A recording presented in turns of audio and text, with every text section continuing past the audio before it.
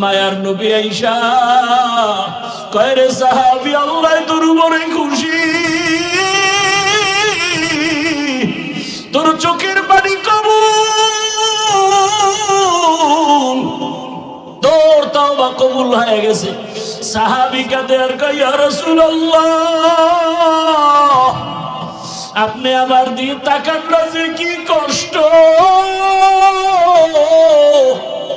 একটা মা বাবা সন্তানের দিকে যদি না তাকায়, একটা সন্তান যদি আসলেই ভালো সন্তান হয়, পাগলের মতো হয়ে যাবে। মা আমার দিকে তাকায় না কেন, বাবা আমার দিকে তাকায় না কেন, একটা ভালো ছাত্র দেখবে আমার শিক্ষক আমার দিকে তাকায় না কেন, কঠিন মনে কষ্ট বেয়াদবি হয়ে গেছে। ভালো ছাত্র চেষ্টা করবে দ্রুত ক্ষমা নিয়ে নেওয়ার।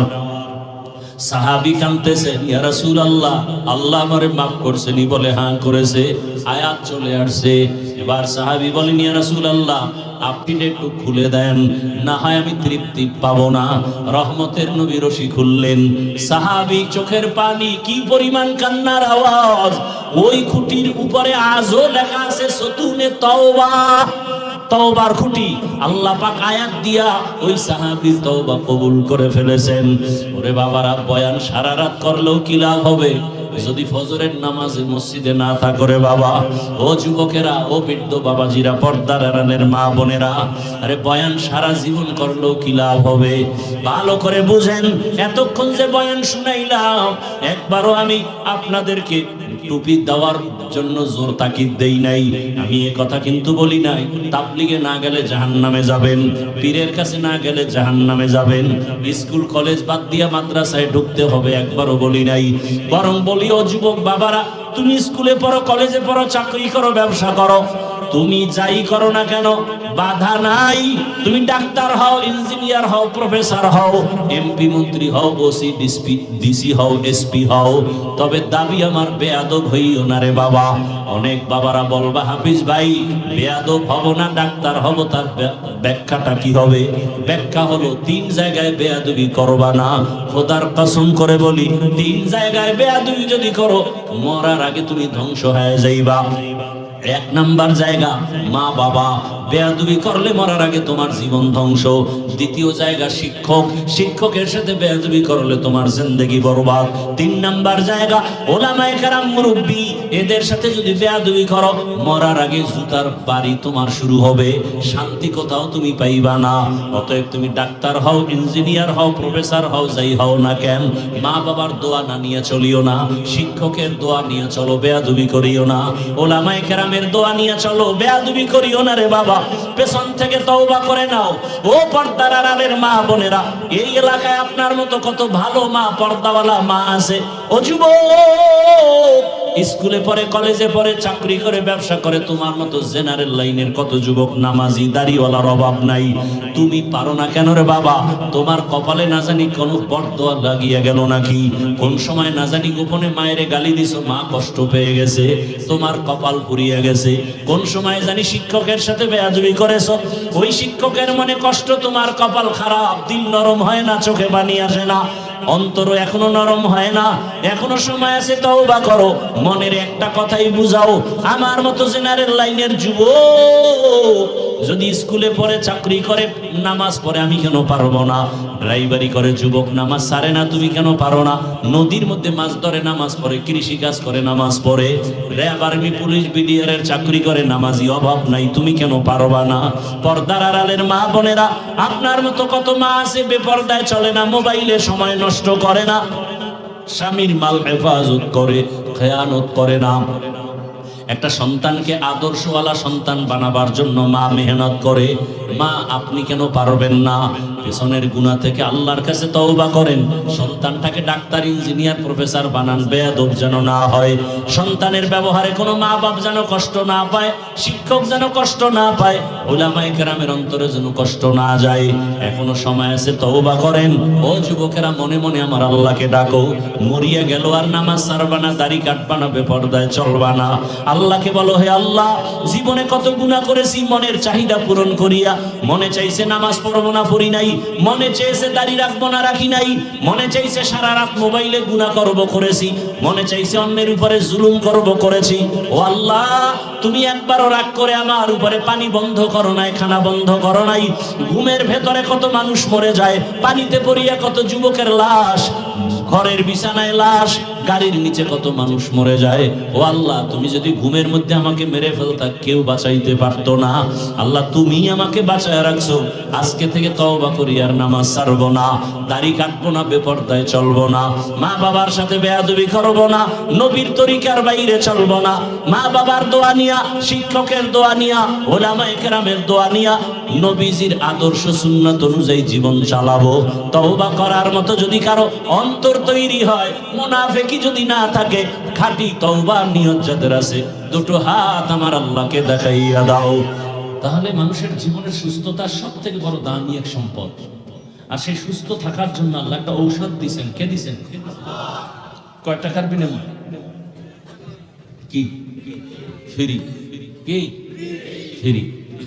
কেমন ঔষধ? এটার সমান কোনো ঔষধ আজও পর্যন্ত পৃথিবীর চিকিৎসা বিজ্ঞানীরা বানাতে পারে নাই। কিয়ামত পর্যন্ত এই ঔষধ আবিষ্কার করতে পারবে। সেই ঔষধের নাম রাতের ঘুম। রাতে 1 ঘন্টা ঘুমাবেন, দিনে 10 ঘন্টা ঘুমাবেন, বরকত হবে না। আর সেই রাতের ঘুমকে জবাই করতেছেন হাতের মধ্যে সেই এক অদৃশ্য মরণাস্ত্র, মোবাইল দিয়া। অদৃশ্য একটা মরণের মেশিনের নাম মোবাইল। মানুষকে মেরে ফেলতেছে কিন্তু টের পাওয়া যাচ্ছে না। এটা অদৃশ্য এক মরণাস্ত্র। চোখের পাওয়ার নিয়ে যাইতেছে, কিডনি দুর্বল করে ফেলতেছে, হার্ট দুর্বল হয়ে যাচ্ছে, মাথা ব্যথা বাড়তেছে, বুকে ব্যথা বাড়তেছে। এই মোবাইলের কারণে লেখাপড়া ধ্বংস, মা বাবার সাথে বেয়াদবি, শিক্ষকের সাথে বেয়াদবি, আলেমের সাথে বেয়াদবি, এই মোবাইলের কারণে। তাজা তাজা প্রাণ কেড়ে নিয়ে যাচ্ছে এই মোবাইল। মা ছাড়বে, বাপ ছাড়বে, ভাই ছাড়বে, সব ছাড়বে, মোবাইল ছাড়বে না। এত আপন বানায় নিছে। কত যুবক আমার জানা মতে মোবাইল করে রাস্তায় উলঙ্গ পাগল হয়ে আছে, আমার জানা মতে।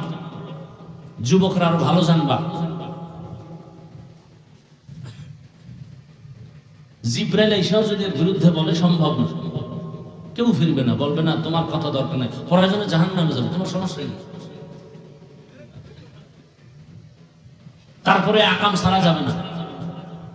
সারা রাত ঘরের মধ্যে রুমে রুমে মোবাইলে জেনা চলতেছে, জেনা, চোখের জেনা, হাতের জেনা, জবানের জেনা, অন্তরের জেনা। সারা ঘরের রুমে রুমে বাবা মোবাইল চালায়, মা মোবাইল চালায়, মেয়ে মোবাইল চালায়, ছেলে মোবাইল চালায়, সারা রাত। তাহলে অমূল্য সুস্থতার ঔষধ ঘুমকে নষ্ট করলো এই। আসছেন, আল্লাহ নিয়ে আসছেন, আপনার গায়ের জোরে কেউ এখানে আসতে পারেননি। কে নিয়ে আসছেন? কত দয়া করে আল্লাহ নিয়ে আসছেন। এসে যে একটু বয়ান শুনবেন, ওলামায়ে কেরামের চেহারা দেখবেন, দিলের মধ্যে কিছু কথা নিবেন না, মোবাইল দিয়ে এখানে একটা পর্দা লাগাই দিচ্ছেন যেন বয়ান মোবাইলে ঢুকে কলবে না ঢুকে। কথাগুলো মনে রাখেন, কাজে লাগবে এক সময়। হয়তো আপনার কাছে খারাপ লাগতেছে, ওয়াজ করবেন, এটি কি বলা শুরু করলেন? এটি আসল ওয়াজ।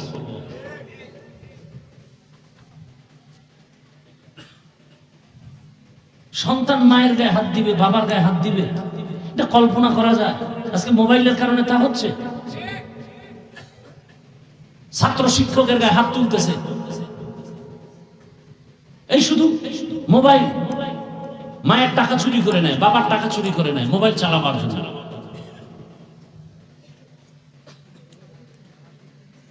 আল্লাহ আমাকে হেদায়েত দান করুন, আপনাদেরকেও আল্লাহ হেদায়েত দান করুন।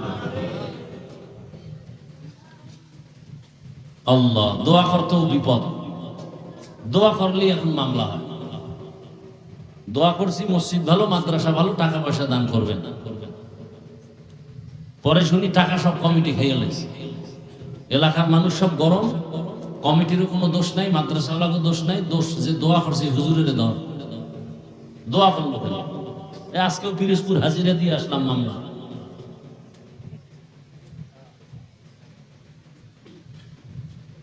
বাংলাদেশে কোন দিন সে আইন হবে যে মিথ্যা মামলা যারা করবে ওদের জন্য আলাদা 6 মাস জেল। 15 বছর বলে জেলে ছিল, এখন বিচারক বলতেছে আপনি বেকসুর মুক্তি, আপনার কোনো দোষ নেই। একটা দেশ, একটা আইন, এটা আইন হলো।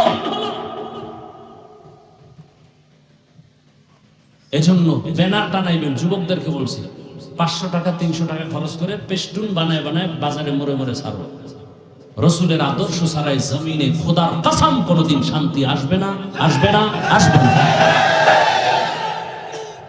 এই ব্যানার টানায় টানায় লেখো, পেস্টুন টানাও, এবং এই কথাও লেখো ব্যানারে, পৃথিবীর সবার আদর্শ না পাক, একমাত্র রসুলের আদর্শই হলো পাক।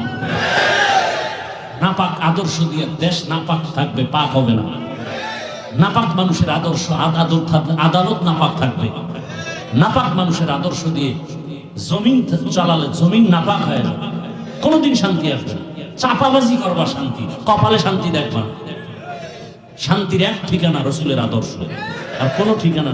আর সব আদর্শ নাপাক, একমাত্র রসুলের আদর্শ পাক। খোদার কসম 1000 কোটি বার, যতদিন পর্যন্ত এই জমিনে আল্লাহর দ্বীন রসুলের আদর্শ কায়েম না হবে, ততদিন পর্যন্ত ঘরে বাইরে সমাজে রাষ্ট্রে কোথাও কোনোদিন শান্তি আসবে না, আসবে না, আসবে না। যারা বলবে আমরা ইসলাম ছাড়া শান্তি দেব, মিথ্যাবাদী, ধোঁকাবাজ, ইহুদি, বেঈমানের দালাল। মানুষের শান্তির বয়ান করে, এই হুজুরের বয়ান কিন্তু শুনলে হবে না, আমল করা লাগবে। তা আপনারা মাঠের থেকে দাঁড়ায় বলবেন আপনার দাড়ি কই, আপনার টুপি কই, নামাজ কই? বয়ান করে আমগো সামনে খাড়াই যান। হুজুরের বয়ান শুনলে হবে না, কি করতে হবে? হে করছেন, এই জন্য জনগণ আমল করে। কারণ বক্তা ভালো হলে শ্রোতা ভালো হবে, গাছ ভালো হলে ফল ভালো হবে। আল্লাহ হেদায়েত দান করি। আমি যদি পর্দা না করি, কিয়ামত পর্যন্ত পর্দা রস করলে উম্মতের মধ্যে পর্দার বয়ানের আসর ঢুকবে না।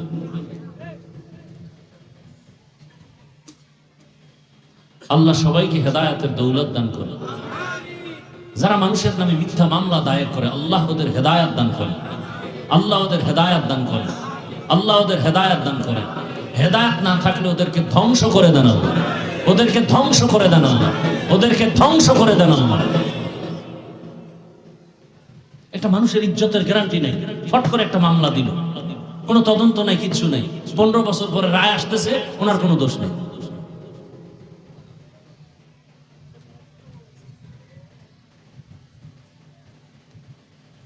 আল্লাহ ইসলামের মতো শান্তি সুন্দর ধর্ম আদর্শ আর কোথাও। সব ধর্মের মধ্যে জুলুম, অত্যাচার, নির্যাতন, নিপীড়ন। শুধু ইসলাম ধর্ম নিজে খায় না, অন্যকে খাওয়ায়। শুধু ইসলাম ধর্ম নিজের সম্মানের চিন্তা করে না, অন্যের সম্মানের চিন্তা করে। এ কারণেই তো বাংলাদেশে রোহিঙ্গা আছে, হুজুরেরা নিঃস্বার্থে নিজের 5 টাকার থেকে 2 টাকা সেখানে দিছে। কোটি কোটি কোটি কোটি টাকা উলামায়ে কেরাম রোহিঙ্গাদেরকে দিয়েছে। আর যারা দিছে স্বার্থের জন্য দিয়েছে, সেখানে এনজিও করেছে, আরো কত কিছু করেছে। উলামায়ে কেরাম দিয়েছে আল্লাহর মহব্বতে। আমার মুসলমান ভাই, আমার বাংলাদেশের মুসলমান গেলেই বিজয়ের পতাকা উড্ডীন হয়ে যায়। আমার বাংলাদেশের মুসলমানের ইমানি স্পিরিট অনেক বেশি, অনেক বেশি।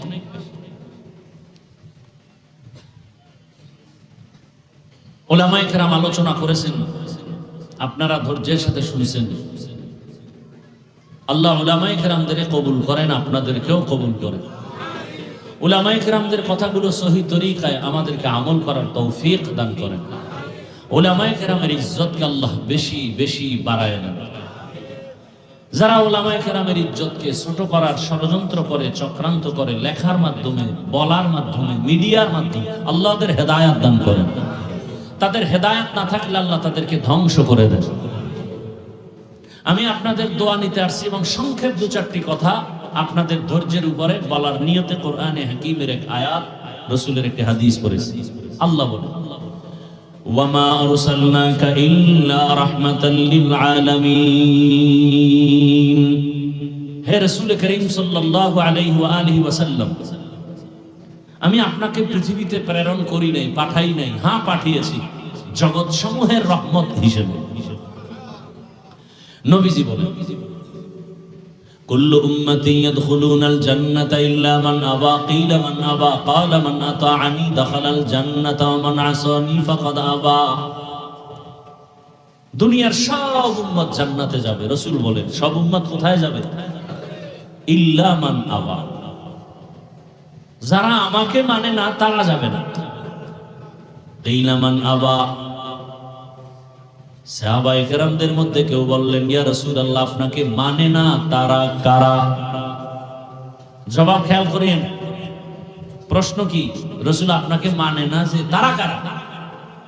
নবী জবাবটা কিভাবে দিলেন? নবী বললেন, ক্বালা মান আতাআনি দাখালাল জান্নাহ, যে আমার অনুসরণ করবে সে জান্নাতে যাবে। ওয়া মান আসানি ফাকাদ আবা, যে আমার বিরোধিতা করবে সে জাহান্নামে যাবে অস্বীকার করার কারণে। ভালো করে বুঝেন, সব উম্মত জান্নাতে যাবে, যারা রাসূলকে মানে না তারা জান্নাতে। সাহাবায়ে কেরামের প্রশ্ন, ইয়া রাসূলুল্লাহ, আপনাকে মানে না কারা? নবীজি ডাইরেক্ট জবাব না দিয়ে খুব ঘুরায় বললেন, দয়া দিয়ে বললেন, কারণ সে রহমতের নবী তো, দয়ার নবী তো, কথার মধ্যে আগে দয়া দেখাইছেন। কি দয়া? নবী বললেন, আমাকে যারা অনুসরণ করে চলবে তারা জান্নাতে যাবে। ভালো করে খেয়াল করেন তো, যারা আমাকে অনুসরণ করে চলে তারা জান্নাতে যাবে। তাহলে বিপরীত কথা কি দাঁড়ায়? যারা রাসূলকে অনুসরণ করবে না তারা কোথায় যাবে? আবারও বলছি, যারা নবীর অনুসরণ করবে তারা জান্নাতে যাবে। বিপরীত কথা দাঁড়ায়, নবী বলেন নাই, কথা আসে কি? যারা নবীর অনুসরণ করবেন না তারা কোথায় যাবে? নবী এর কথা বলেন নাই, কিন্তু কথার পৃষ্ঠে এটা আসে। নবী বলছেন আমার অনুসরণ করলে জান্নাতে যাবে, কিন্তু না করলে জাহান্নামে যাবে, এটা বলেন না। তো কথা আসে, না করলে কি যাবে? নবী এটা বলেন নাই। নবী উল্টা কি বলছেন? যারা আমার বিরোধিতা করবে তারা জাহান্নামে যাবে। এখানে কিন্তু অনেক প্যাচ। কি প্যাচ? যারা রাসূলের অনুসরণ করে না, আমগো সমাজে এরকম লোক নাই, তাদেরকে জাহান্নামী বলা যাবে না। খুব বুঝেন, কাদেরকে বলা যাবে? যারা বিরোধিতা করে। যারা, যেমন একজনের রাসূলের আদর্শে নামাজ পড়ে না, তাকে জাহান্নামী বলা যাবে না। আগে বুঝতে হবে সে কি আসলে কোনো ঝামেলায় পড়ে না, না বিরোধিতা করে। যদি বলে বিরোধিতা হিসাবে পড়ে না, তো বেঈমান। আর একজন নামাজ পড়ে না কিন্তু অন্তরে কি নাই? বিরোধিতা নাই, সুযোগ পেলে পড়বে, সে মুমিন। ব্যবধান আছে না নাই? যে নামাজ পড়ে না সে মুমিন, যে নামাজ পছন্দ করে না সে বেঈমান, যে দাড়ি রাখে না সে মুমিন, যে দাড়ি পছন্দ করে না সে বেঈমান। ব্যবধান আছে না নাই? যে পর্দা করে না সে মুমিন, যে পর্দার বিধানটাকে পছন্দ করে না সে বেঈমান। যে আল্লাহর কোরআনের বর্ণিত ইসলামের রাজনীতি করে না সে মুমিন, কিন্তু যে পছন্দ করে না সে কি? বেঈমান। আপনি করেন না এক কথা, কিন্তু যদি বলেন ইসলামে রাজনীতি নাই বা আমি মানি না, তাহলে ঈমান বিদায়। ব্যবধানটা বুঝাইতে পারলাম?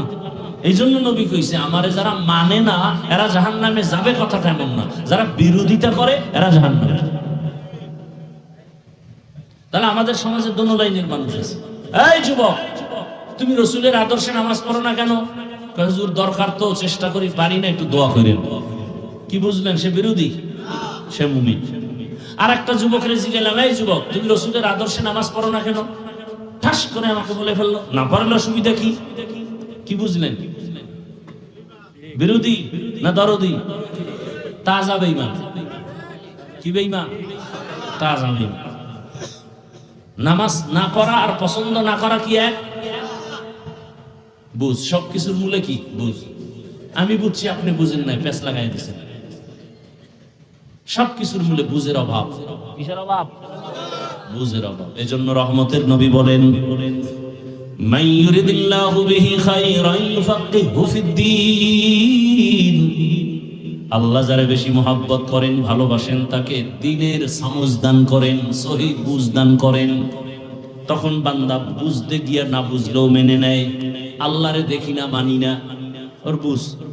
আর একজন আল্লাহর বান্দা বলে, না দেখলো আল্লাহ মানি, নিলে আসমানকে বানাইলেন, জমিনকে বানাইলেন, সূর্যকে বানাইলেন, না দেখলেও মানি। আমার বুঝ আমি টুপি না দিলে আমার ক্ষতি হবে, আপনার বুঝ টুপি দিলে ক্ষতি হবে। এই কারণে পাও ধরে ধরে বয়ান করার পরেও আপনি টুপি পড়তে চান না, আর আমি টুপি খুলতে চাই না। আমার বুঝ নামাজ না পড়লে ঘরে অশান্তি, জীবনটা অশান্তি। আপনার বুঝ নামাজ পড়তে গেলে ঝামেলা, নামাজ না পড়লে শান্তি। যে কারণে হাজারবার বয়ান করলো নামাজ পড়তে চান না, শুধু অজুহাত অজুহাত। কি ভাই চলেন, আজান হয়েছে, নামাজ পড়বেন না? নামাজ কি পড়বো? কবরের চিন্তায় অস্থির হয়ে গেছে, একা কেমনে থাকবে?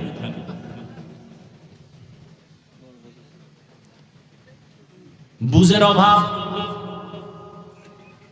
আহা, সব জায়গায় আমাদের মধ্যেও বুঝের অভাব। আমাকে হুজুরদের মাঝেও বুঝের অভাব আছে না নাই? না থাকলে আমাদের মধ্যে এত মতবিরোধ কেন? কি আমরা বুঝি 20 রাকাত তারাবি পড়ব, পড়লেই লাভ।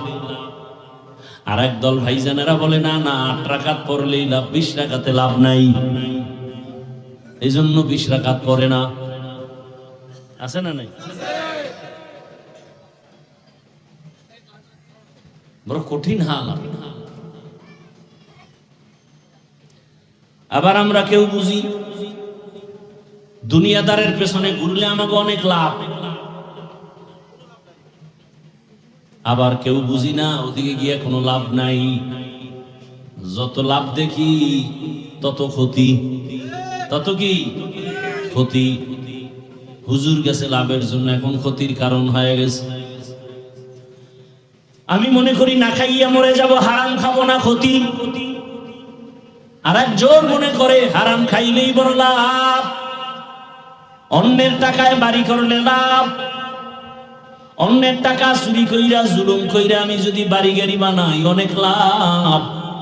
কিন্তু শেষ ফল নিজের মেয়ে ছেলেরাও তাকে ভালো জানে না। কয় মাইশের টাকা খাইছো, খুব মজা লাগছিল, বুঝো জেলখানায় ঢুকছেন, বুঝো। এমন কি এখানে আপনারা শিক্ষিত সমাজ বাবারা, বাসায় গিয়ে যদি আপনার স্ত্রীকে বলেন, আমি যে কামাই রুজি করে তোমাকে খাওয়াই, কিন্তু গরিবের বেতন মারা টাকা। আল্লাহর কসম করে বলি, আপনার বিবি যে লাইনের হোক না কেন, আপনার বিবি বলবে না খাইয়া থাকবো, হারাম টাকা ঘরে আনবা না। আপনি যদি বলেন, বাবা ছেলেরে যদি বলেন আমি মানুষের জবাই করে টাকা আনছি, মানুষের পিটাইয়া টাকা আনছি, জুলুম করে এই টাকার ভাগ, ছেলে বলবে বাবা সারা জীবন কাটাবো, কিন্তু জালেমের বাপ ডাকবো না। আর আপনার বুঝ কি, ওটা খাইলেই না, হারাম খাইলেই না। কিন্তু কই কয়দিনের লাভ, শান্তি তো নাই।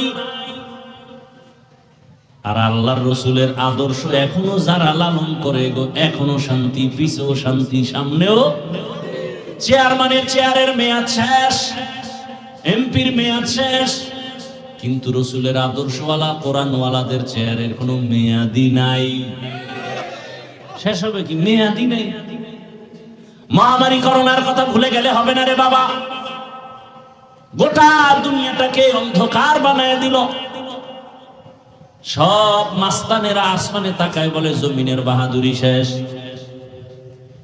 ইতিহাস ভুলে যাবা না রে যুবকেরা, ওই সময় কিন্তু কুলাঙ্গার 2 শিক্ষিত ছেলে বাবারে ধরছে করোনায়, নিজেরা 2 কুলাঙ্গার শিক্ষিত সন্তান, কুলাঙ্গার ট্রিপল মাস্ক লাগায় বসে আছে, বাবার লাশের কাছে যায় না করোনা। এলাকার কিছু গরিবের টাকা দিয়ে কয় লাশটা টেনে রাস্তায় ফেলে দিয়ে আসো। বাবার লাশ রাস্তায় ফেলে দিল, জানালা লক করে দিল, তাকায় দেখলো না লাশ কি কুকুরে খেলো না জানাজা হলো। ইতিহাস ভুলবা না, ওই সময় আমার দেশের টুপিওয়ালা উলামায়ে কেরাম শত শত করোনার লাশ নিজের কাঁধে নিলেন, গোসল করালেন, কাফন পরালেন, জানাজা পরালেন, কবরে রাখলেন। একজন হুজুরেও করোনায় মরে নাই।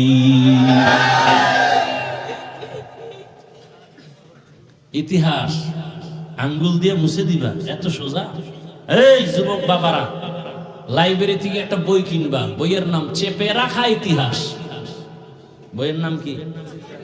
এই বইটা কিনে পড়ো, বেশি দাম না। পড়ো ভাই, পড়ালেখা করো, আকাম বাদ দিয়া লেখাপড়া করো। মোবাইলেও পাইতে পারো, গুগলে সার্চ দিলে। চেপে রাখা ইতিহাস মানুষকে বিজয়ী করে। ইতিহাস অন্য ধর্মের মানুষ মাথা উঁচু করতে পারে না, ওদের ইতিহাস দুর্বল। মুসলমানের ইতিহাস আগুনওয়ালা ইতিহাস। খালি ইতিহাসগুলো বলবার এই মানুষের আগুনের মতো গরম হয়ে যাবে সব। এখন যদি বলি ওই জায়গা সব তামা বানাইতে হইব, শুধু ইতিহাস বলবো মাথা গরম। মুসলমানের ইতিহাস অগ্নি ঝরা ইতিহাস, বিজয়ের ইতিহাস। ব্রিটিশ খেদাও আন্দোলন, অগ্নি ঝরা আন্দোলন। সব জায়গায় ওলামায়ে কেরামের অবদান, সব জায়গায়।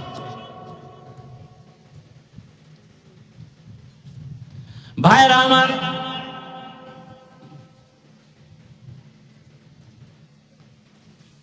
এই যে ফেনীতে পানি উঠলো, নোয়াখালী পানি উঠলো, বিভিন্ন জায়গায় ত্রাণ সামগ্রী দিতে গিয়ে উলামায়ে কেরামের অবদান সব থেকে বেশি।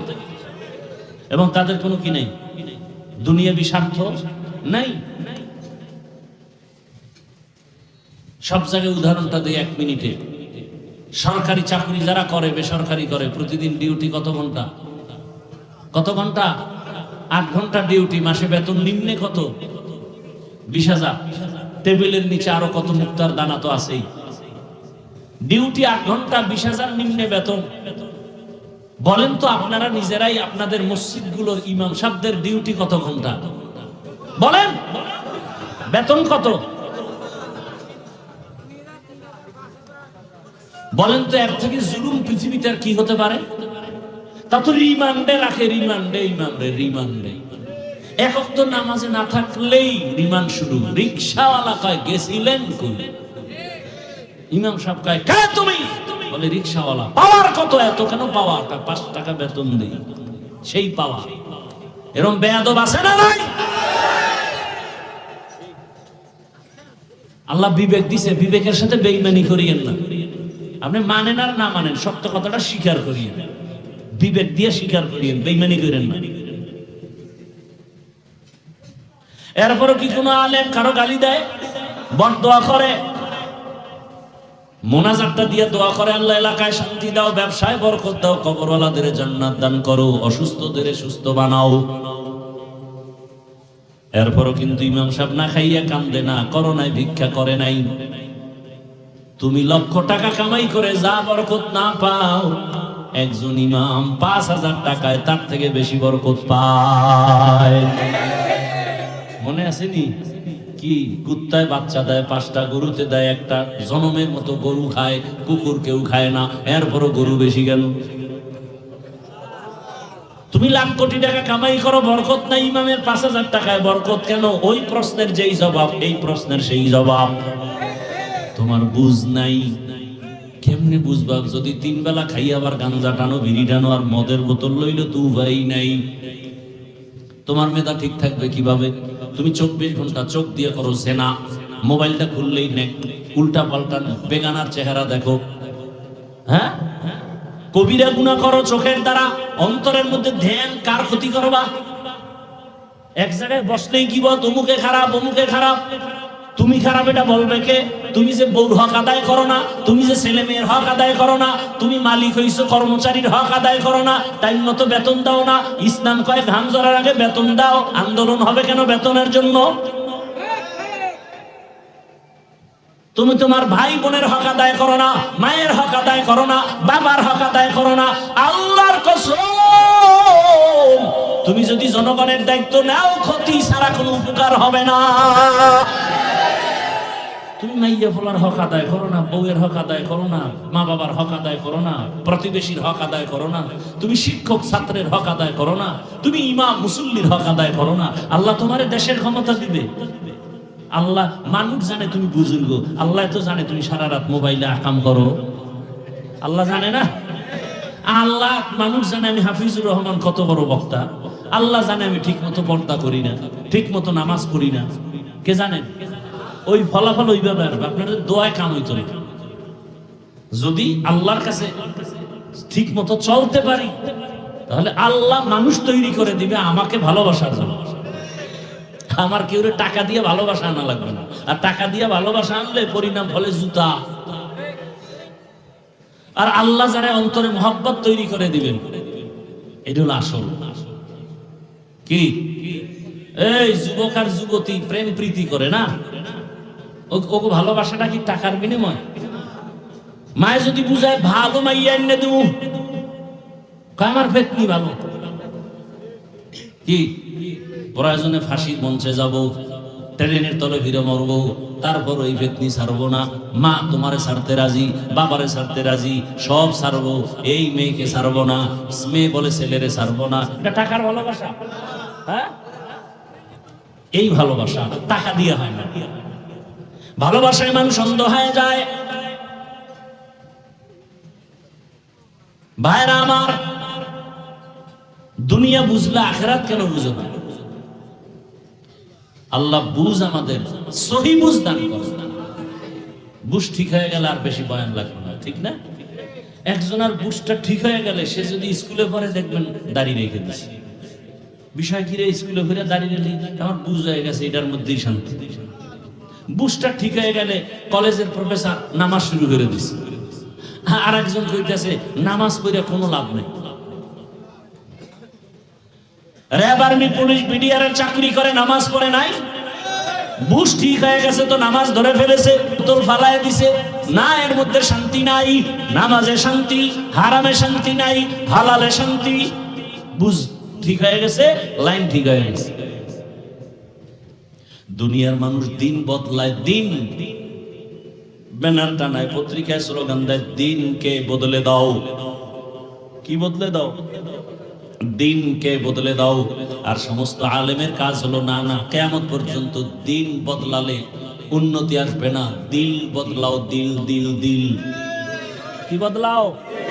দিল বদলাও, দিলকে বদলে দাও। যখন দিলের রং বদলে যাবে তখন দিন এমনিই বদলায় যাবে।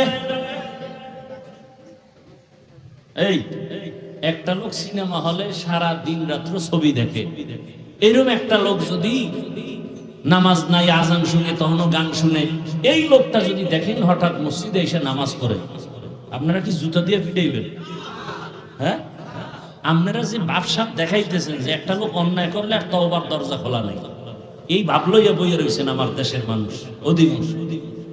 অমুকে অন্যায় করছে, এর আসতে দেওয়া যাবে না। আরে তওবার দরজা খোলা আছে না? তো বান্দারে মাফ করবে আল্লাহ, আপনি কে? একটা লোক বিএনপি করতো, আওয়ামী লীগ করতো, জাতীয় পার্টি করতো, সে যদি এখন ইসলামের ছায়াতলে আসে, সমস্যা? তোমার সমস্যা। একটা লোক মদ পান করে, ছেড়ে দিছে, মদ পান করবে না, নামাজ ধরে ফেলছে, আল্লাহ কয় তোর জীবনের পিছের সব গুনাহ মাফ। আপনি বাধা দেওয়ার কে? আপনি সমালোচনা করার অধিকার দিছে কে? বরং দোয়া করা দরকার মুমিন হিসেবে, আল্লাহ পরিপূর্ণ হেদায়েতের দৌলত দাও, গুনাহ থেকে আজীবন আমাদের মুক্তি দান করো, গুনাহের প্রতি ঘৃণা জমায়া দাও। এই দোয়া করা উচিত না? রহমতের নবী কত দিলওয়ালা রাসূল আমার। কেমনে বলবো একদিনে এত কথা? মন মানসিকতাও আপনাদের লাইনে নাই। রহমতের নবী বাইতুল্লাহর পাশে বসে বড় বড় বড় বড় মাথাওয়ালা জ্ঞানীদের বয়ান দিতেছে, চুপচাপ বসে বসে। নবীর তামান্না কি, যদি একটু বুঝাইসা কালেমা পইরেই ফালায় তাহলে ইসলামের লাভ না ক্ষতি? ভালো করে বুঝেন ঘটনা। হঠাৎ করে পিছন থেকে একজন অন্ধ দুর্বল সাহাবী লাঠি দিয়া টোকায় টোকায় আসছে পিছন থেকে, হালকা আওয়াজে রাসূলকে সালাম দিলেন। সালাম দিছে রাসূল একটু, তাকাইয়া জবাব দিয়ে আবার এদিকে ফিরছে। সাহাবী অনেকক্ষণ পর্যন্ত একটা কোনায় গিয়া চুপচাপ বসে আছে, রাসূলের মহব্বত করে, সম্মান করে, বেয়াদবি যেন না হয়, কিন্তু আল্লাহর কাছে পছন্দ হয় নাই। দয়াময় আল্লাহ জিব্রাইলের পাঠায় যাও রসুলকে তাড়াতাড়ি আমার ওই অন্ধ সাহাবীর দিকে তাকাইতে বলো, ওদিকে নজর দিতে বলো, ওই মাথাওয়ালার দাম আমার কাছে মোটেও নাই। জিব্রাইল আইসা আয়াত শুনায় দিল, আবাসা ওয়া তাওয়াল্লা আন জাআহুল আ'মা। এজন্য কাবিলিয়াতের দাম নাই, কবুলিয়াতের দাম। যোগ্যতা তো আছে আপনার, অনেক ডিগ্রি ফিগ্রির অভাব নাই, কিন্তু আপনি মায়ের সাথে করেন বেদবি, বাবার সাথে বেদবি, শিক্ষকের সাথে বেদবি, আপনি যোগ্যতার সার্টিফিকেট দিয়ে পানি খাবেন? কাবিলিয়াতের দাম নাই, কবুলিয়াতের দাম। যোগ্য ব্যক্তি আছে অনেক, কিন্তু অভিজ্ঞতা নাই, এজন্য মানুষের কাছে গ্রহণযোগ্যতা নাই। আর একটা সাধারণ মানুষ শিক্ষাগত যোগ্যতা কম, কিন্তু দিল ভালো, মানুষের আপন বানায় নাই, সবাই তারে ভালোবাসে, নম্র ভদ্র, ব্যবহার অনেক সুন্দর, মানুষ তাকে গ্রহণ করার যোগ্যতা কি পরিমাণ লেখাপড়া করছে দেখার দরকার নেই। লোকটার ব্যবহার ভালো, আদব আছে, নম্রতা আছে, ভদ্রতা আছে, এটা আমাদের ভালো মানুষ। ভাইরা আমার, আল্লাহ বললেন, হে রাসূল, আমি দুনিয়াতে আপনাকে পাঠাই নাই, হ্যাঁ পাঠিয়েছি জগৎ সমূহের রহমত করে। জগৎ সমূহ, এখানে অনেকে তরজমা করে উভয় জগতের জন্য রহমত হিসেবে, আমি তরজমা করেছি জগৎ সমূহের রহমত হিসেবে। উভয় জগৎ বলতে বোঝায় দুনিয়ার জগৎ, পরকালের জগৎ। আসলে তো আরো জগৎ আছে, রুহের একটা জগৎ আলাদা, মায়ের গর্ভের একটা জগৎ আলাদা, দুনিয়ার জগৎ আলাদা, হাসরের মাঠের আগে আরেকটা জগৎ আছে বরজাখ, অর্থাৎ মরার পরে হাসরে উঠার আগের যে জগৎটা, এটা হাসরের জগৎ না, এটা আলমে বরজাখ বলে। ভাইরা আমার, হাসরের মাঠের এক জগৎ, জান্নাতে ঢুকলে আরেক জগৎ, জাহান্নামে ঢুকলে আরেক জগৎ।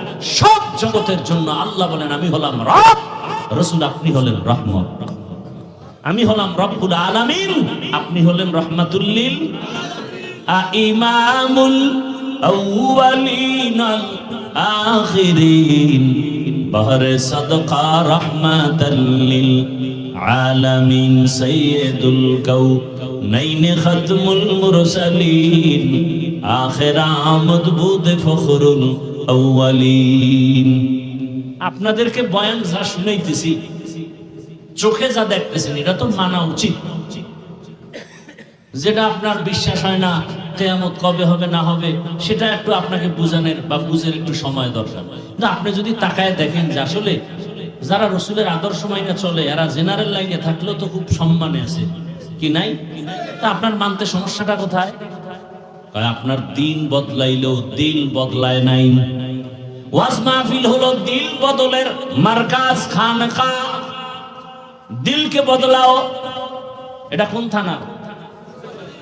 চিতলমরি থানার মধ্যে এলাকার একটা যুবকের ধৈরা পুলিশে নিয়ে গেছে, থানায় নিয়ে দিছে বেতের বাড়ি, কোনো চোখে পানি নাই, কান্না নাই।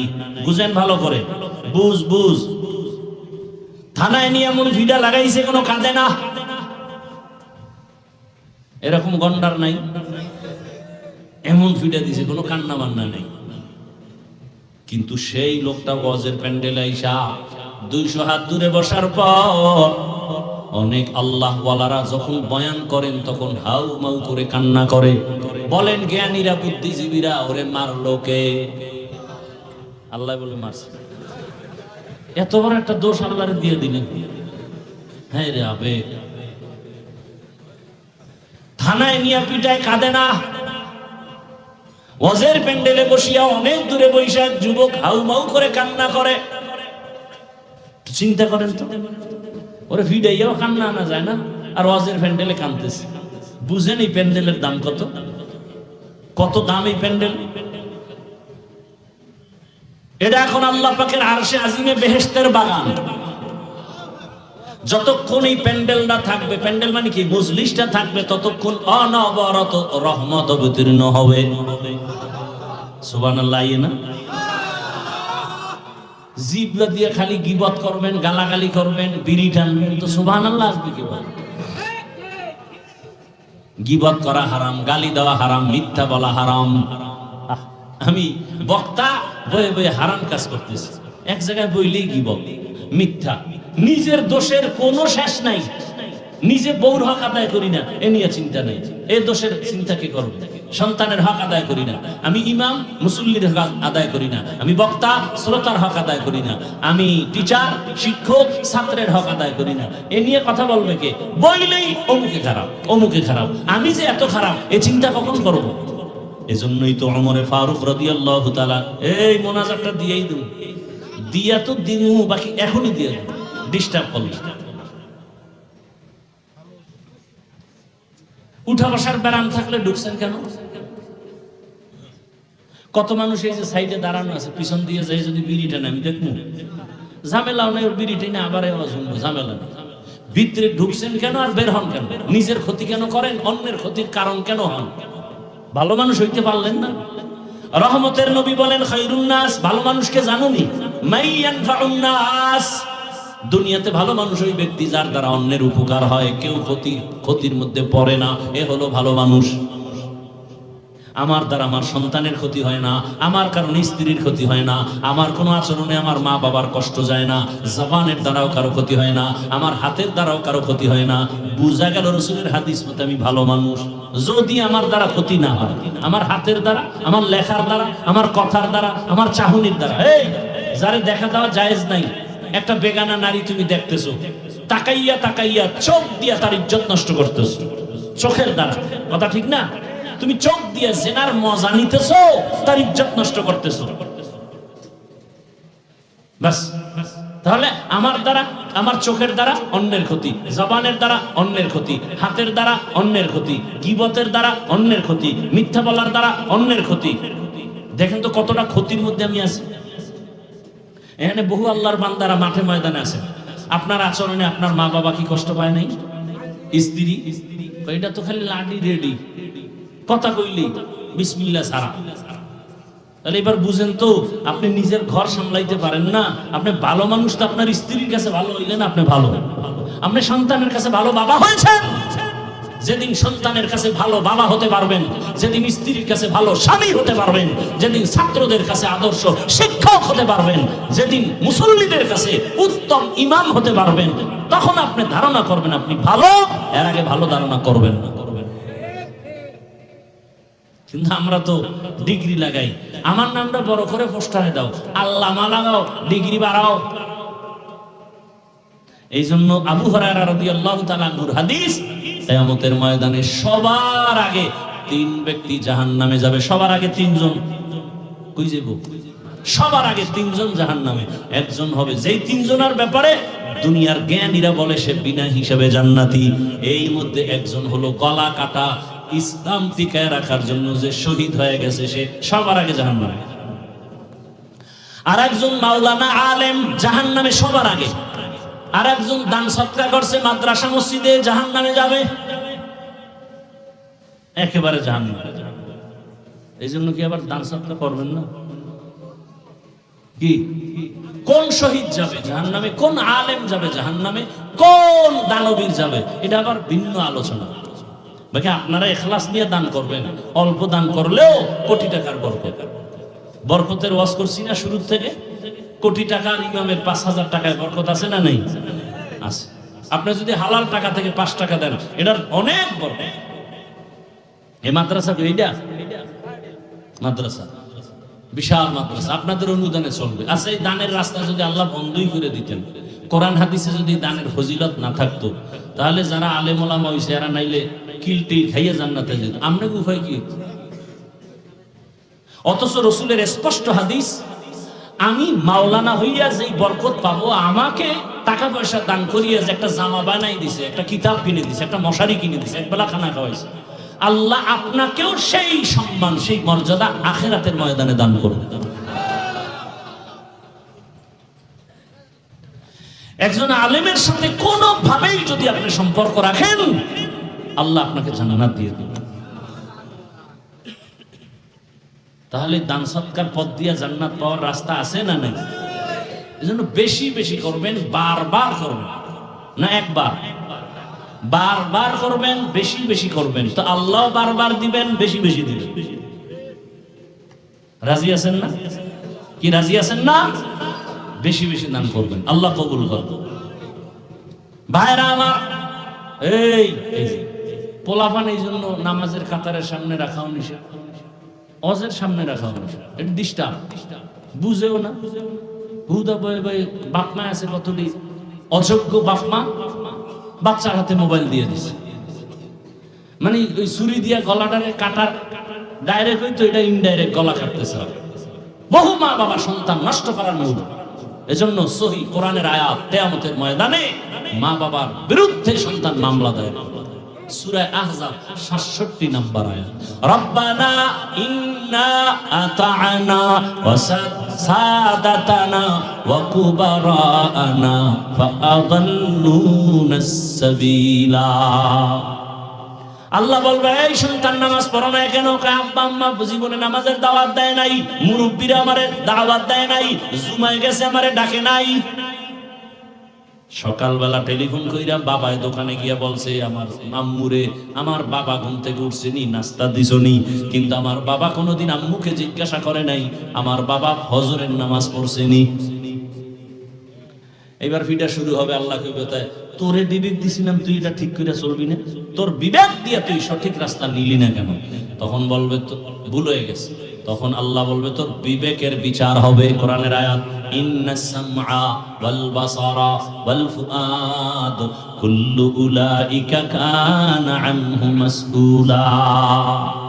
সন্তান তখন একটা আবদার করবে, আল্লাহ যেই মা বাবার দুর্বলতার কারণে টোটালটা বেঈমানের রাস্তায় চলে গেছি, আজকে ভিডা খামু, আমার একটা দাবি, আমারে যা দিবা তার ডবল ভিডা মা বাবাকে দিতে হবে। কোরআনের আয়াত, রব্বানা আতিহিম যিফাইনি মিনাল আযাব ওয়ালআনহুম লা'নান কাবীরা। আমারে যদি তুমি শাস্তি যা দাও তার ডবল আমার মা বাবাকে দাও, মুরব্বিকে দাও। ও যারা মা বাপ হইছেন, খুব সেজদা দিয়ে কপাল খালা করলে কি হইব? বলায় সুদের টাকায় ব্যবসা করে, পিঠে সালা বেঁধে কবরে যায়।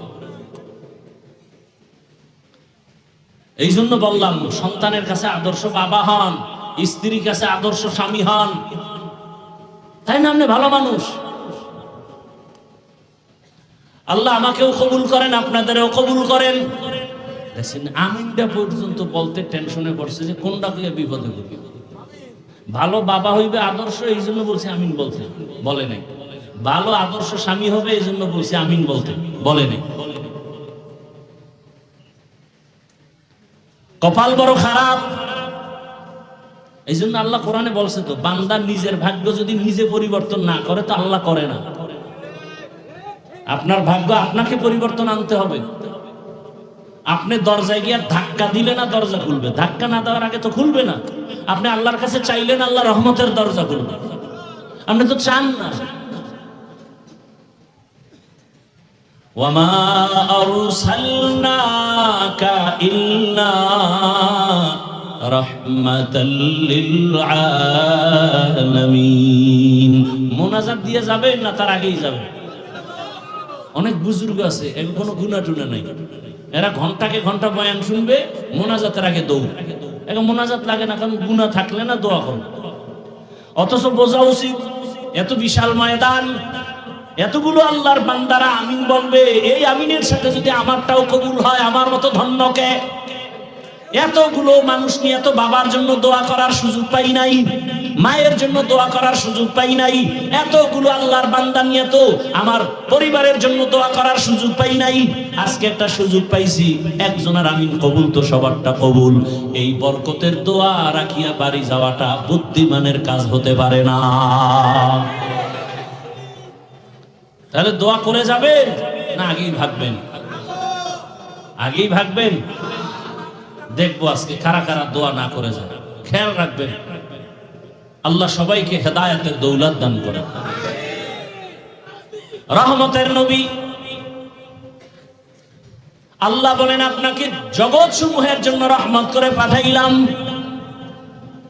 রূহের জগতের জন্য নবী রহমত আলাদা, দুনিয়ার জগতের জন্য নবী আলাদা রহমত, কবর জগতের জন্য নবী আলাদা রহমত, হাসরের মাঠের জন্য রসুল আলাদা রহমত, জান্নাতের ভেতরে রসুল আলাদা রহমত, জাহান্নামের ভেতরে রসুল আলাদা রহমত।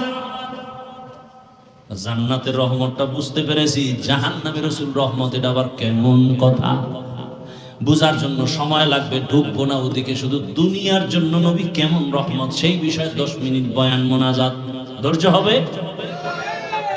রসুল শুধু দুনিয়ার জন্য কিভাবে রহমত সেই বিষয়ে অল্প কিছু কথা, বিস্তারিত না। এবার আসেন দুনিয়ার জন্য নবী কেমন রহমত। কয় রসুল শুধু মুমিনের জন্য আলাদা রহমত, বেঈমানের জন্য আলাদা রহমত, নারীদের জন্য আলাদা রহমত, পুরুষের জন্য আলাদা রহমত, আরবিদের জন্য রহমত, আজমিদের জন্য রহমত, জঙ্গলের প্রাণীদের জন্য নবী আলাদা রহমত, সমুদ্রের প্রাণীর জন্য নবী আলাদা রহমত, উড়ন্ত পাখির জন্য নবী আলাদা রহমত, ফেরেশতার জন্য নবী আলাদা রহমত, আসমানের জন্য নবী রহমত, জমিনের জন্য নবী রহমত। ওই যে গাছ দেখেন, গাছের জন্য এক একটা পয়েন্ট আছে, প্রত্যেকটা পয়েন্টে একটা ঘটনা টানতে হবে। নবী গাছের জন্য কিভাবে রহমত বলতে গেলেই ঘটনা চলে আসবে। নবী খেজুর গাছে ট্যাক লাগাইয়া জুমার খুতবা দিতেছেন, মরা খেজুর গাছ, তাজা না মরা? রহমতের নবী।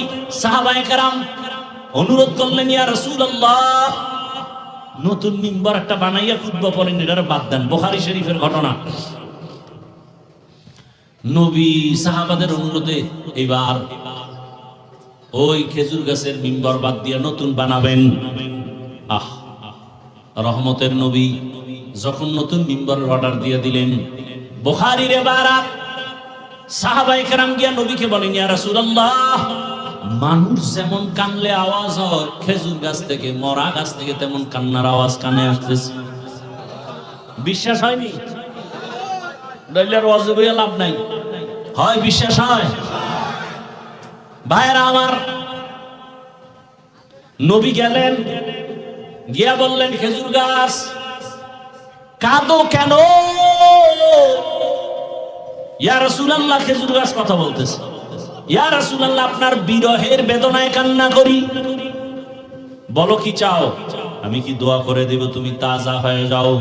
তোমার ভেতরে খেজুর আসবে, এলাকার উম্মত সবাই তোমার খেজুর নিবে, খাবে, দোয়া করবে। কয় না না না না, তো কি চাও?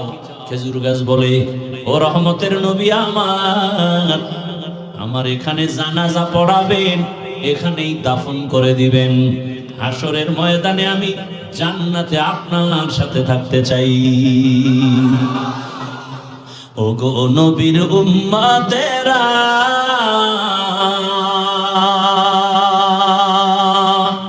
হয়ে আজি দিশাহারা,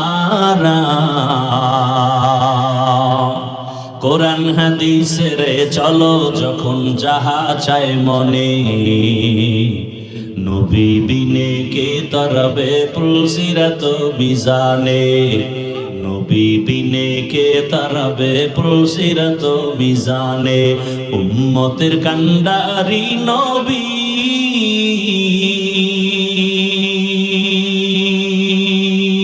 কাঁদেছেন উম্মতের লাগি, এখনো কাঁদেন নবীজি শুয়ে মদিনার পানে, নবী বিনে কে তারাবে পুলসিরাত মিজানে, নবী বিনে কে তারাবে পুলসিরাত মিজানে। নবী আমার জীবন ভরে দিনের লাগি কষ্ট করে,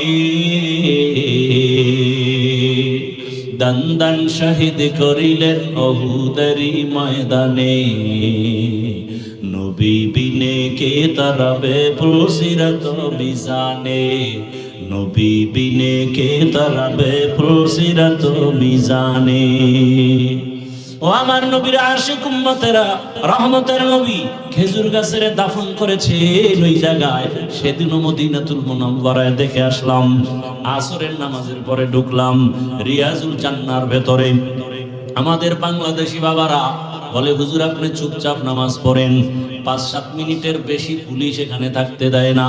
আমরা বলতেছি থাকলাম, মাগরিবের নামাজ পড়লাম, ফাঁকে ফাঁকে তাকায় দেখি ওই রসুলের রওজার রিয়াজুল জান্নায় বড় বড় পিলার, রংগুলো আলাদা, অন্য পিলারের কালার আলাদা, রিয়াজুল জান্নার পিলারের কালার আলাদা, অন্য কার্পেটের রং আলাদা, রিয়াজুল জান্নার কার্পেটের রংটা আলাদা। এখানে সেজদায় গিয়েছে মজা। বাবা দুনিয়ার এমপি কেন বাদশা বানাইলো, সে মজা পাওয়া যাবে না রে বাবা। বুঝো না, তোমারে বুঝাবো কেমনে? যে কুমিল্লার রসমালাই খায় না তারে বয়ান দিয়ে বুঝানো যায় না। যে রহমতের নবীর সুন্নতের আমল করে না তাকে বয়ান দিয়ে বুঝানো বড় কঠিন। ওই খুঁটির উপরে উপরে আরবিতে লেখা আছে, আজও লেখা আছে সতুনে উস্তুনে হান্নানা, অর্থাৎ এই খুঁটিটা উস্তুনে হান্নানার খুঁটি, অর্থাৎ সেই মরা খেজুর গাছে খুঁটি যদি উঠাইয়া মাটির তলদেশে যায়, আজও সেই খেজুর গাছ এখনো সেখানে পাবে। রসুলের ওয়াদা মতো হাসরের ময়দানে সে জান্নাতে থাকবে। বুখারী শরীফের ঘটনা। ওই খুঁটির মধ্যে একটাই লেখা আছে সতুনে আয়েশা, আর এক খুঁটিতে লেখা আছে সতুনে তওবা। দৌড়ে গেলাম, ওখানে যায় 2 রাকাত নামাজ আদায় করলাম।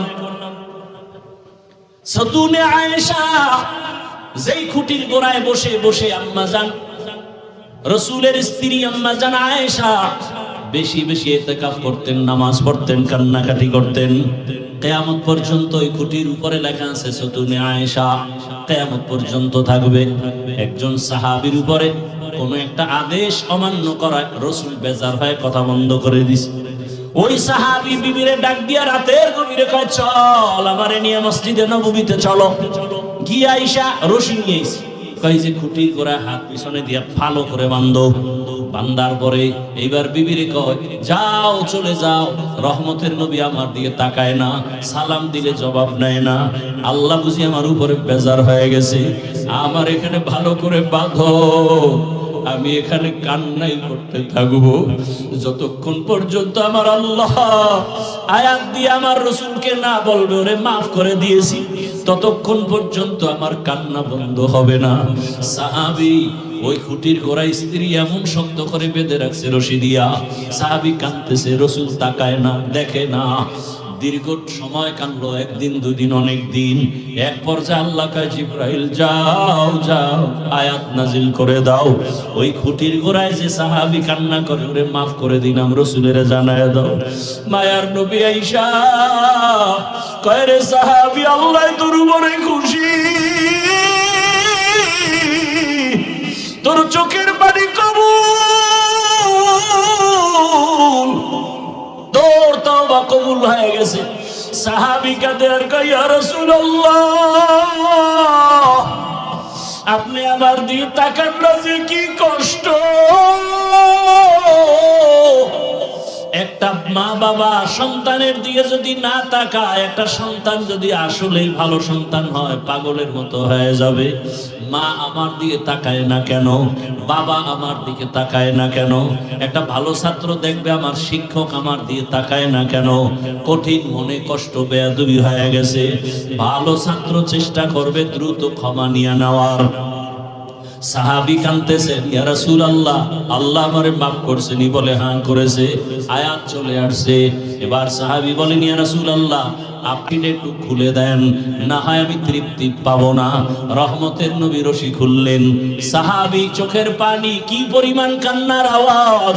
ওই খুঁটির উপরে আজও লেখা আছে সতুনে তওবা, তওবার খুঁটি। আল্লাহ পাক আয়াত দিয়া ওই সাহাবীর তওবা কবুল করে ফেলেছেন। ওরে বাবারা, বয়ান সারা রাত করলেও কি লাভ হবে যদি ফজরের নামাজে মসজিদে না থাকো রে বাবা। ও যুবকেরা, ও বৃদ্ধ বাবাজিরা, পর্দার আড়ালের মা বোনেরা, আরে বয়ান সারা জীবন করলেও কি লাভ হবে? ভালো করে বুঝেন, এতক্ষণ যে বয়ান শুনাইলাম, একবারও আমি আপনাদেরকে টুপি দেওয়ার জন্য জোর তাকিদ দেই নাই। আমি এ কথা কিন্তু বলি নাই তাবলিগে না গেলে জাহান্নামে যাবেন, পীরের কাছে না গেলে জাহান্নামে যাবেন, স্কুল কলেজ বাদ দিয়া মাদ্রাসায় ঢুকতে হবে, একবারও বলি নাই। বরং বলি, ও যুবক বাবারা, তুমি স্কুলে পড়ো, কলেজে পড়ো, চাকরি করো, ব্যবসা করো, তুমি যাই করো না কেন বাধা নাই। তুমি ডাক্তার হও, ইঞ্জিনিয়ার হও, প্রফেসর হও, এমপি মন্ত্রী হও, ওসি ডিসি হও, এসপি হও, তবে দাবি আমার বেয়াদব হইও না রে বাবা। অনেক বাবারা বলবা হাফিজ ভাই বেয়াদব হব না ডাক্তার হব, তার ব্যাখ্যাটা কি হবে? ব্যাখ্যা হলো 3 জায়গায় বেয়াদবি করবা না। খোদার কসম করে বলি 3 জায়গায় বেয়াদবি যদি করো মরার আগে তুমি ধ্বংস হয়ে যাইবা। 1 নাম্বার জায়গা মা বাবা, বেয়াদবি করলে মরার আগে তোমার জীবন ধ্বংস। 2য় জায়গা শিক্ষক, শিক্ষকের সাথে বেয়াদবি করলে তোমার জিন্দেগি বরবাদ। 3 নাম্বার জায়গা ওলামায়ে কেরাম, মুরব্বি, এদের সাথে যদি বেয়াদবি করো মরার আগে জুতার বাড়ি তোমার শুরু হবে, শান্তি কোথাও তুমি পাইবা না। অতএব তুমি ডাক্তার হও, ইঞ্জিনিয়ার হও, প্রফেসর হও, যাই হও না কেন, মা বাবার দোয়া না নিয়ে চলিও না, শিক্ষকের দোয়া নিয়ে চলো, বেয়াদবি করিও না। ওলামায়ে কেরামের দোয়া নিয়ে চলো, বেয়াদবি করিও না রে বাবা। পেছন থেকে তওবা করে নাও। ও পর্দার আড়ালের মা বোনেরা, এই এলাকায় আপনার মতো কত ভালো মা, পর্দাওয়ালা মা আছে। ও যুবক, স্কুলে পড়ে, কলেজে পড়ে, চাকরি করে, ব্যবসা করে, তোমার মতো জেনারেল লাইনের কত যুবক নামাজি দাড়িওয়ালার অভাব নাই। তুমি পারো না কেন রে বাবা? তোমার কপালে না জানি কোন বরদোয়া লাগিয়ে গেল নাকি? কোন সময় না জানি গোপনে মায়েরে গালি দিছো, মা কষ্ট পেয়ে গেছে, তোমার কপাল পুড়িয়ে গেছে। কোন সময় জানি শিক্ষকের সাথে বেয়াদবি করেছো, ওই শিক্ষকের মনে কষ্ট, তোমার কপাল খারাপ, দিল নরম হয় না, চোখে পানি আসে না, অন্তর এখনো নরম হয় না। এখনো সময় আছে, তওবা করো। মনের একটা কথাই বুঝাও, আমার মতো জেনারেল লাইনের যুবক যদি স্কুলে পড়ে, চাকরি করে, নামাজ পড়ে, আমি কেন পারবো না? ড্রাইভারি করে যুবক, নামাজ ছাড়ে না, তুমি কেন পারো না? নদীর মধ্যে মাছ ধরে নামাজ পড়ে, কৃষি কাজ করে নামাজ পড়ে, র্যাব, আর্মি, পুলিশ, বিডিআরের চাকরি করে, নামাজি অভাব নাই, তুমি কেন পারবা না? পর্দার আড়ালের মা বোনেরা, আপনার মতো কত মা আছে বেপর্দায় চলে না, মোবাইলে সময় নষ্ট করে না, স্বামীর মাল হেফাজত করে, খেয়ানত করে না। একটা সন্তানকে আদর্শওয়ালা সন্তান বানাবার জন্য মা মেহনত করে। মা আপনি কেন পারবেন না? পেছনের গুনাহ থেকে আল্লাহর কাছে তওবা করেন, সন্তানটাকে ডাক্তার, ইঞ্জিনিয়ার, প্রফেসর বানান, বেয়াদব যেন না হয়। সন্তানের ব্যবহারে কোনো মা বাপ যেন কষ্ট না পায়, শিক্ষক যেন কষ্ট না পায়, উলামায়ে কেরামের অন্তরে যেন কষ্ট না যায়। এখনো সময় আছে, তওবা করেন। ও যুবকেরা, মনে মনে আমার আল্লাহকে ডাকো। মরিয়া গেল আর নামাজ ছাড়বা না, দাড়ি কাটবা না, বেপরদায় চলবা না। আল্লাহকে বলো, হে আল্লাহ, জীবনে কত গুনাহ করেছি, মনের চাহিদা পূরণ করিয়া। মনে চাইছে নামাজ পড়বো না, পড়ি নাই, মনে চেয়েছে দাড়ি রাখবো না, রাখি নাই, মনে চাইছে সারা রাত মোবাইলে গুনাহ করব, করেছি, মনে চাইছে অন্যের উপরে জুলুম করব, করেছি। ও আল্লাহ, তুমি একবারও রাগ করে আমার উপরে পানি বন্ধ করো নাই, খানা বন্ধ করো নাই। ঘুমের ভেতরে কত মানুষ মরে যায়, পানিতে পড়িয়া কত যুবকের লাশ, ঘরের বিছানায় লাশ, গাড়ির নিচে কত মানুষ মরে যায়। ও আল্লাহ, তুমি যদি ঘুমের মধ্যে আমাকে মেরে ফেলতা, কেউ বাঁচাইতে পারতো না। আল্লাহ, তুমি আমাকে বাঁচায় রাখছো। আজকে থেকে তওবা করি, আর নামাজ ছাড়বো না, দাড়ি কাটবো না, বেপরদায় চলবো না, মা বাবার সাথে বেয়াদবি করবো না, নবীর তরিকার বাইরে চলবো না। মা বাবার দোয়া নিয়া, শিক্ষকের দোয়া নিয়া, উলামায়ে কেরামের দোয়া নিয়া, নবীজির আদর্শ সুন্নাত অনুযায়ী জীবন চালাবো। তওবা করার মতো যদি কারো অন্তর তৈরি হয়, মুনাফিকি যদি না থাকে, খাঁটি তওবার নিয়ত যাদের আছে, দুটো হাত আমার আল্লাহকে দেখাইয়া দাও। আয় আল্লাহ, হাতগুলো কবুল করে নেন, তওবা কবুল করে নেন, তওবার উপরে মজবুত হইয়া চলার মতো তৌফিক দান করেন। আয় আল্লাহ, গুনাহের প্রতি ঘৃণা জমায়া দেন। আমিন। আলহামদুলিল্লাহি রাব্বিল আলামিন, ওয়াসসালাতু ওয়াসসালামু আলা সাইয়্যিদিল আমবিয়াই ওয়াল মুরসালিন ওয়া আলা আলিহি ওয়া আসহাবিহি আজমাইন। ইয়া আরহামার রাহিমিন, ইয়া আরহামার রাহিমিন, ইয়া আরহামার রাহিমিন। রব্বিরহামহুমা কামা রব্বায়ানি সগীরা। আল্লাহুম্মা ইন্নাকা আফুউন কারীম তুহিব্বুল আফওয়া ফা'ফু আন্না। اللهم إنا نسألك رضاك والجنة ونعوذ بك من سخطك والنار. اللهم ارحمني بترك المعاصي، اللهم ارحمني بترك বিতারকিল মাআসি আল্লাহুম্মা আরহামনি বিতারকিল মাআসি ইয়া হাইয়্যু ইয়া হালিমু ইয়া আজিজু ইয়া কারীম বিহাক্কি ইয়াকা না'বুদু ওয়া ইয়াকা নাস্তাঈন। আয় আল্লাহ, তওবার দরজা খুলিয়া তাকায়া দেখো, আমরা তওবার নিয়তে হাত উঠাইয়া দরওয়াজায় হাজির, আপনার দরওয়াজায় ফিরিয়ে আসি। কত উলামায়ে কেরাম, কত মুরব্বী, হাজী সাহেব, ব্যবসায়ী, চাকরিজীবী, কত মা বোনেরা, কত যুবক, কত ছাত্র ভাইরা হাত তুলেছেন। ও আল্লাহ, আমরা শয়তানের ধোকায় গুনাহ করিয়েই ফেলছি। মনে হয় গুনার কারণে আমার মতো খারাপ এই মজলিসে কেউ নাই। আমার হাত দুইটা গুনার কারণে নাপাক, গুনার কারণে আমার জিহ্বা নাপাক, আমার অন্তর নাপাক, আমার চোখ নাপাক। এই হাতের দ্বারা কত অন্যায় করে ফেলেছি, জবানের দ্বারা কত অন্যায় করেছি, চোখের দ্বারা কত অন্যায় করেছি। আমার গুনার খবর আমার মা বাবা ভাই বোনেরা জানলে কেউ আমারে আপন মনে করতো না, খারাপ জানতো। ও আল্লাহ, আপনি তো জানেন আমি কত গুনাহগার। আয় আল্লাহ, আপনি জানার পরেও সম্মানের রাস্তা থেকে ফালাইয়া দেন নাই, খানাও বন্ধ করেন নাই, পানিও বন্ধ করেন নাই রে আল্লাহ। আমরা লজ্জিত হইয়া তওবা